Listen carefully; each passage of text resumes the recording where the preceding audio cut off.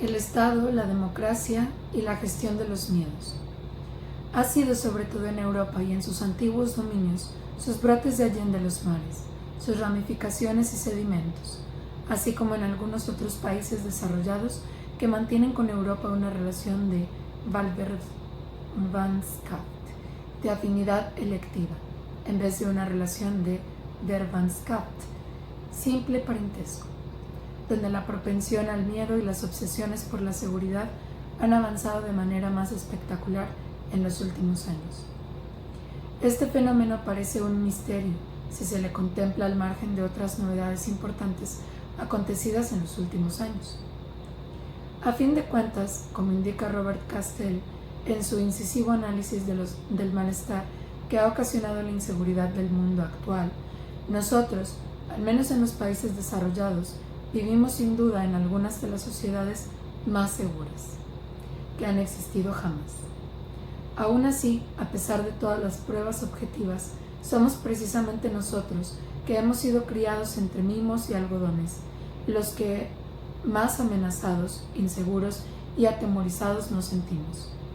Somos los más miedosos y los más interesados en todo lo que tenga que ver con la seguridad y la protección, mucho más que los habitantes de la mayoría de las sociedades conocidas.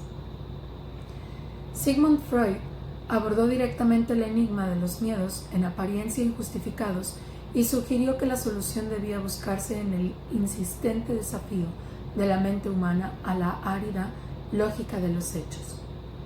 El sufrimiento humano, así como el temor a sufrir, el ejemplo de sufrimiento más irritante e insoportable, proviene de la supremacía de la naturaleza, de la caducidad de nuestro propio cuerpo y de la insuficiencia de nuestros métodos para regular las relaciones humanas en la familia, el Estado y la sociedad.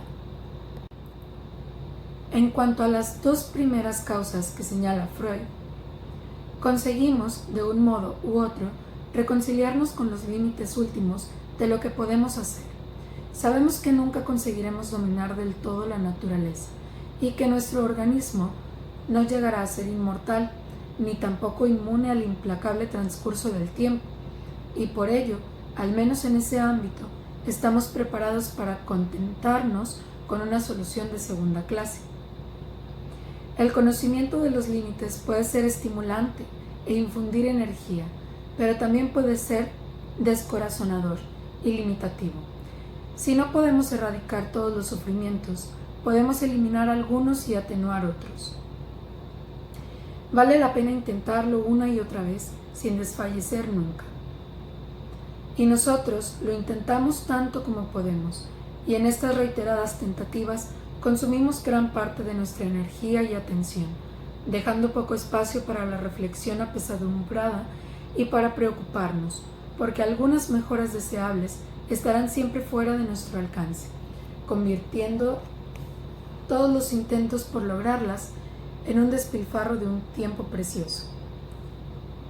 Las cosas son bastante diferentes, no obstante, en el caso del tercer tipo de sufrimiento, la desdicha que tiene un origen auténtica o supuestamente social. Cualquier cosa hecha por seres humanos puede ser rehecha por seres humanos. En este caso, por lo tanto, no aceptamos límite alguno a la hora de rehacer la realidad. Rechazamos la posibilidad de que nuestras actividades puedan tener límites preestablecidos y fijados de una vez por todas, límites que no podemos traspasar con la debida dosis de esfuerzo y buena voluntad. No llegamos a comprender por qué las normas creadas por nosotros mismos no deberían ser una protección y una ventaja para cada uno de nosotros. Cualquier forma de infelicidad determinada socialmente es un reto, un ultraje y una llamada a las armas. Si la protección realmente disponible y los beneficios de que disfrutamos no alcanzan el grado ideal, si las relaciones no nos satisfacen, si las normas no son como debieran ser o como creemos que podrían ser, estamos inclinados a sospechar, como mínimo, la existencia de una falta censurable de buena voluntad. Pero la mayoría de las veces presuponemos que existen maquinaciones hostiles, complots, conspiraciones un intento criminal, un enemigo esperando en la puerta o bajo la cama, un culpable con un nombre y una dirección aún por descubrir, aún por llevar ante la justicia. En pocas palabras, una malevolencia premeditada. Castell llega a una conclusión similar. Tras haber descubierto que la inseguridad actual no proviene de una carencia de protección, sino de la falta de claridad de su campo de acción. Ombre porté. En un universo social que se ha organizado en torno a la búsqueda infinita de protección y al anhelo frenético de seguridad. La experiencia de la inseguridad, dolorosa e incurable, es un efecto secundario de la convicción de que la seguridad absoluta puede alcanzarse con el ingenio y el esfuerzo adecuados. Puede hacerse, podemos hacerlo.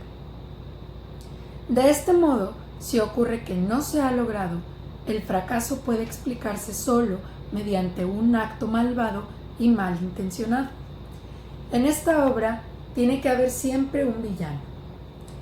Podemos afirmar que la variante moderna de inseguridad se caracteriza claramente por el miedo a la maldad humana y a los malhechores humanos.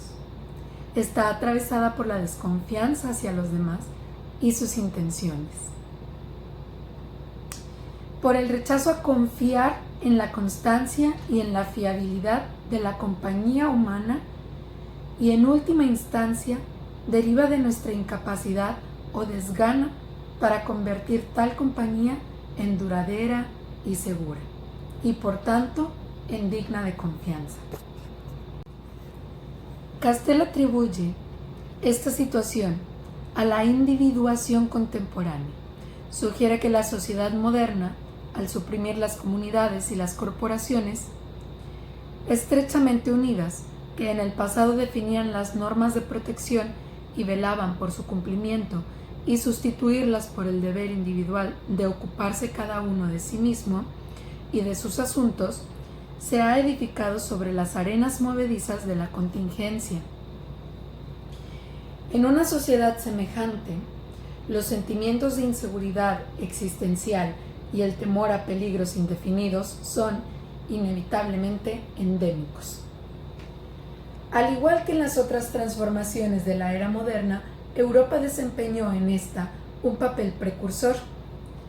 Fue también la primera en hacer frente a las consecuencias imprevisibles y, por regla general, perniciosas del cambio.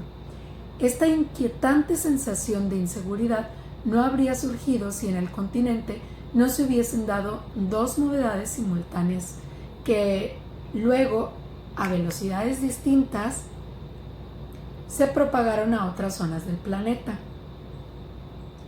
La primera, según la terminología de Castell, fue la sobrevaloración de los individuos, liberados de las restricciones impuestas por la densa red de vínculos sociales. Poco después aparecía la segunda novedad. Despojados de la protección que ofrecían en el pasado dicha red de vínculos sociales, los individuos se tornaron frágiles y vulnerables como nunca. Con la primera novedad, los seres humanos individuales vieron abrirse ante ellos amplios espacios emocionantes y seductores en los que experimentar y poner en práctica las nuevas artes de la emancipación y de la autosuperación. Pero la segunda novedad vetaba a la mayor parte de los individuos la entrada en un territorio tan atractivo.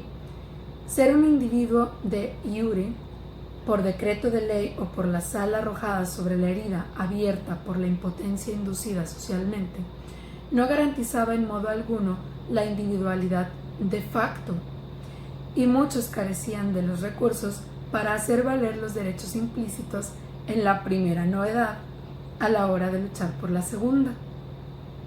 Miedo a la inadecuación es el nombre de la enfermedad resultante.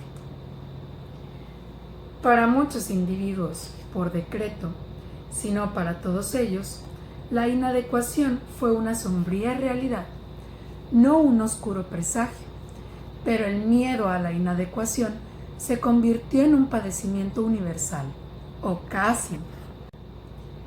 tanto, si se había experimentado ya la auténtica realidad de la inadecuación, como si se había tenido la suerte de conseguir mantenerla a distancia hasta que aquel momento el espectro de la inadecuación iba a perseguir todo el tiempo al conjunto de la sociedad. El Estado moderno se encontró desde el principio frente a la ingente labor de gestionar el miedo. Tuvo que tejer una red protectora para reemplazar la vieja, destrozada por las revoluciones modernas, y seguir reparándola cuando la continua modernización, promovida por ese mismo Estado, la tensaba más de lo que daba de sí, volviéndola cada vez más frágil contra la opinión general, el núcleo central del Estado social, consecuencia inevitable del desarrollo del Estado moderno. Era la protección, la prevención colectiva frente a la desgracia individual, y no la redistribución de la riqueza. Para la gente privada de capital económico, cultural o social, de todos los bienes, de hecho, excepto de la capacidad de trabajo que nadie puede utilizar solo.